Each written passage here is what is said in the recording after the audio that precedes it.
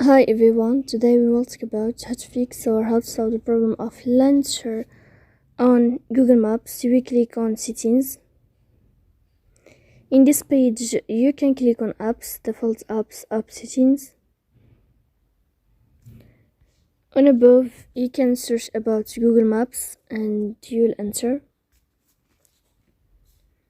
Then you can click on first stop and you can click OK. After that, you'll enter to the window of storage.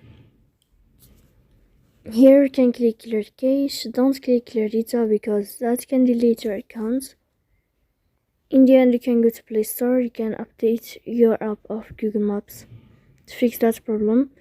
So please don't forget to support us by like and subscribe. See you next time in another video, and thank you for your attention and your watching.